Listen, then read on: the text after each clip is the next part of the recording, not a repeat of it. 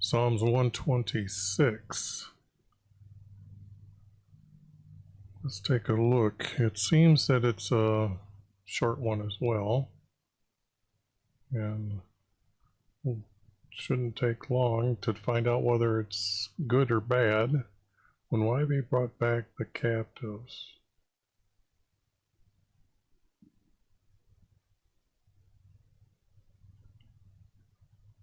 Brought back the captives to Jerusalem. Now this is definitely not sung at the time of David. And notice, let's see, what do they have up here? Yeah, Song of Ascents. Like, this was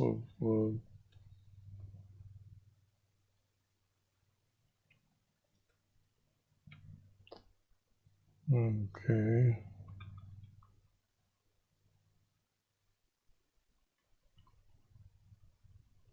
When YV brought back the captives of Jerusalem, we were like those who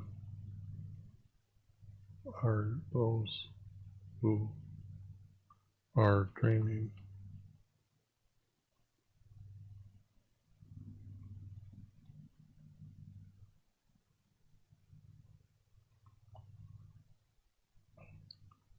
Then our mouth was filled. Yeah, I guess that is. Then our mouth was filled with laughter, and our tongue was joyfully shouting. Then they said among the nations, and they weren't nations, they were kingdoms.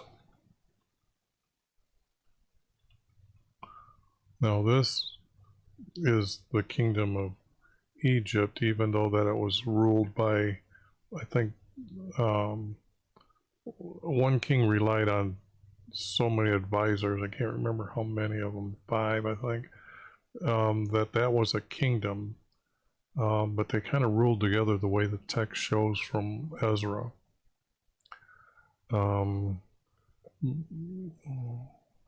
Because they sent good or silver and gold to help rebuild Jerusalem, and that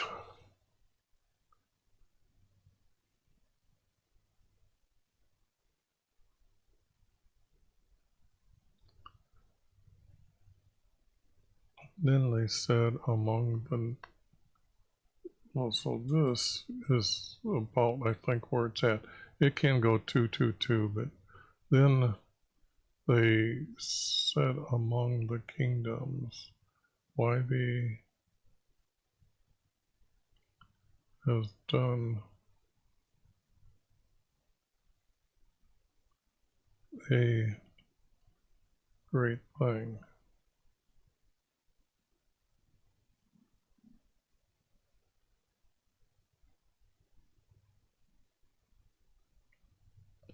For them, which, yes, that's what they would say.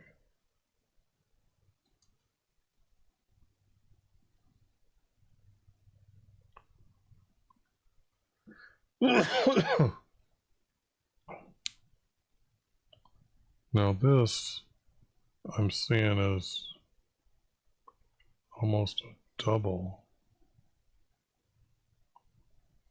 I don't understand.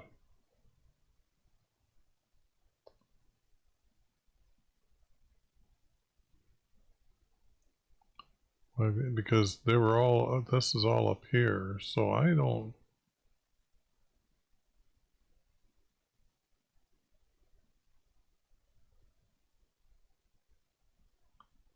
But this isn't needed.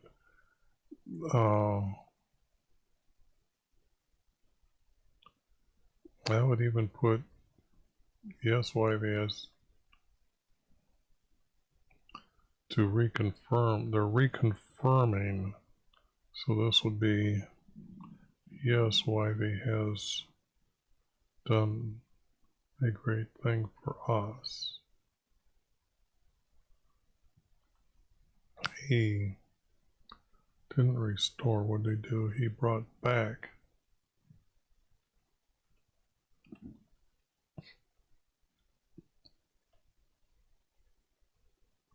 Back our captives.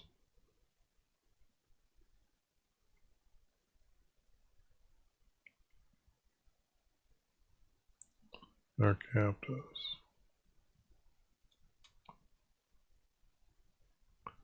As the streams in the south.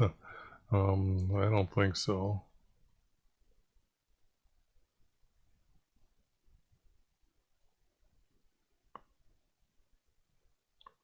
Why have he restored, or why have he brought back our captives?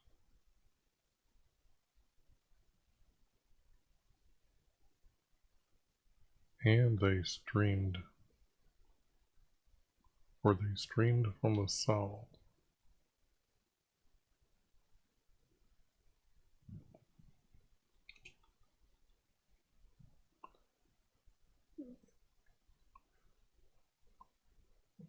I'm thinking if they're in Babylon, they most likely came from Babylon. There was some in Egypt. That's why Egypt called Ezra and wanted to know what was going on.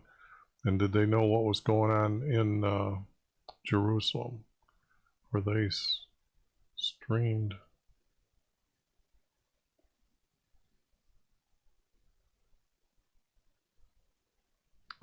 Streamed.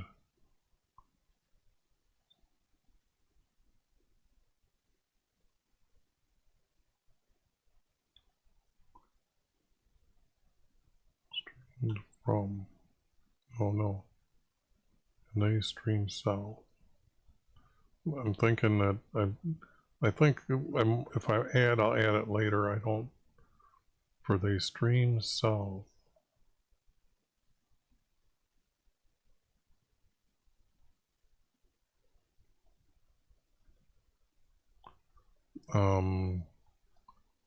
This doesn't need to be here. I'm thinking about the tears they reaped with joyful shouting. They stream south with tears, not in tears, with tears.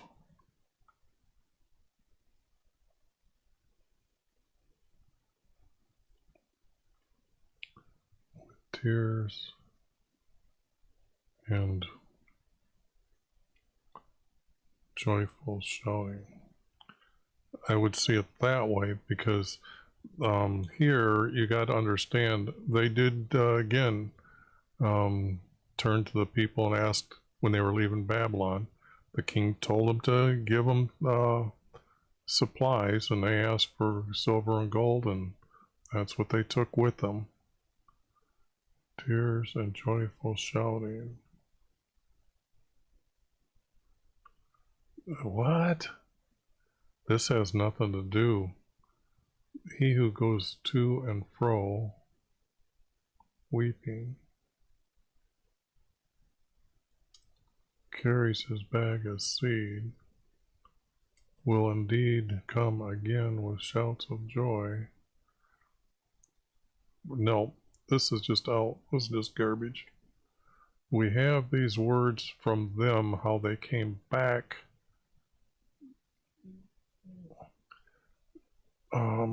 This would have been some of the earliest writings then that they put in to the text when they got back. Just to let you know where I would add the text.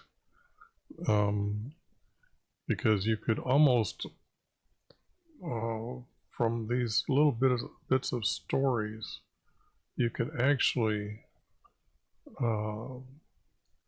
probably put them together to make like, instead of these being pieces here, be put together as a story.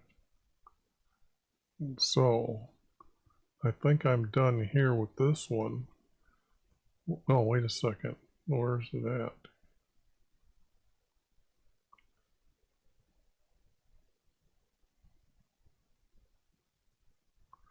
Well, now I see it. Okay, I see it like that. And now I'll do that. That one's done. I like that. That lets me know that, because when you read Ezra, I would put this with the text from Ezra at the end. Because in Ezra you find those that were on the east of the river, they were coming over and trying to stop those from rebuilding Jerusalem, and they sent a message to the king. And then when the messenger come back from the king, said, yes, stop building Jerusalem, then they had to send back up there and tell them why they were sent there in the first place. And what happened was the kings have changed.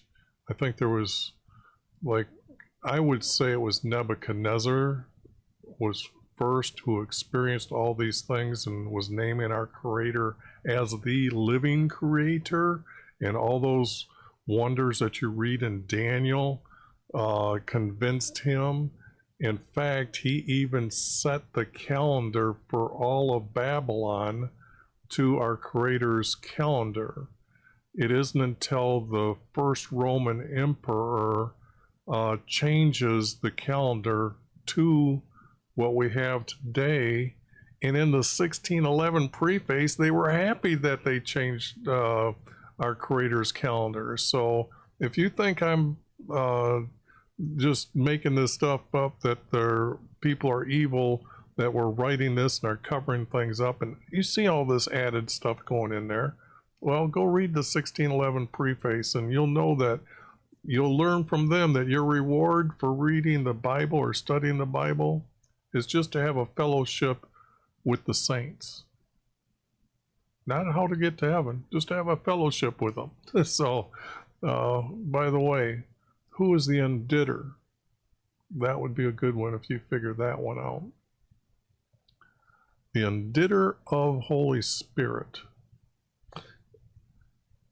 Done with this one. I like.